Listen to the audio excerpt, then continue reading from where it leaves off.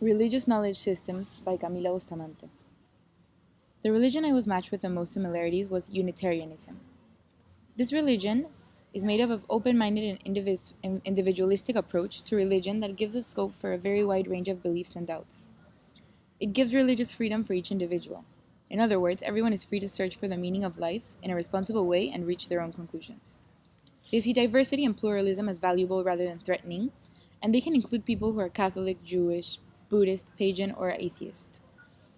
In Unitarianism, religious truth is not necessarily laid down in scriptures or by a holy person or religious institution.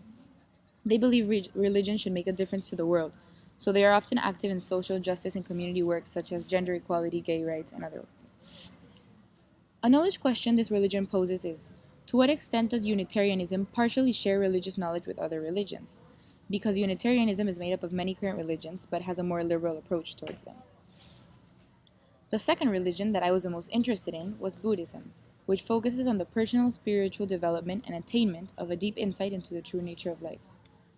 It has 376 million followers worldwide, and their main goal is to reach a state of nirvana. They want to follow the path of the Buddha, who is Siddhartha Gautama, and the religion originated in Nepal. They don't believe in a personal God. What they believe is in a path of enlightenment through the practice and development of morality, meditation, and wisdom. These are their practices. In Buddhism, change is always possible, and Buddhists worship at home or at a temple where they meditate and reflect on their lives and their personal achievements. A knowledge question this religion poses is, to what extent do Buddhists have the knowledge to determine if they've reached the state of nirvana or not? Nirvana is their final goal in life, where there is a state where selfishness, desire, and suffering don't exist, but to what extent do they know when this state has been accomplished? The last religion that I knew almost nothing about and wanted to investigate further was Mormonism. In Mormonism, their church is called the Church of Jesus Christ of Latter-day Saints. They believe their church is a restoration of the Catholic Church as conceived by Jesus, and that other Christian churches have gone astray. In other words, it's a modernization of Christianism. It was founded in 1805 by Joseph Smith and then developed by Brigham Young in Salt Lake City. Mormons believe that God has a physical body, is married, and can have children. They focus on traditional family values and lives. In other words, they are very conservative as a religion. They oppose abortion, homosexuality, unmarried sexual acts, pornography, gambling, tobacco, consuming alcohol, tea, coffee, and the use of drugs. Since Mormonism is such a modern religion relative to the others, they consider themselves a restoration of the church. So the religion poses the following knowledge question.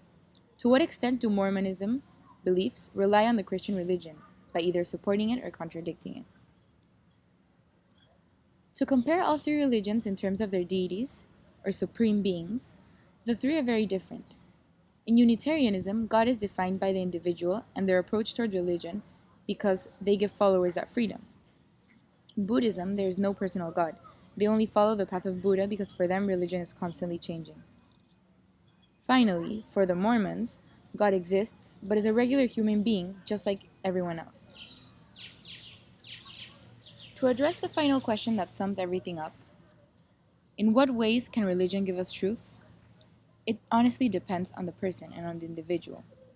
Truth is firstly defined as a fact or belief that is accepted as true, and that word accepted is key here, because depending on what the humans think and how people think and how they perceive knowledge, it differs on what people find acceptable and what people don't find acceptable.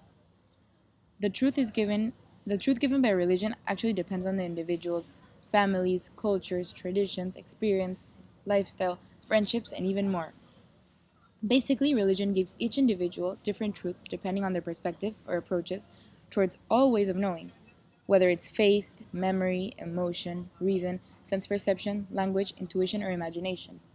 These are all ways of knowing because people intake the knowledge differently because of all these aspects, and they receive truth by religion depending on how they remember things, how they feel, how they use their logic, how they see things, how they hear things, how they imagine, how imaginative are they. All these things are what determine the ways that religion can give us truth.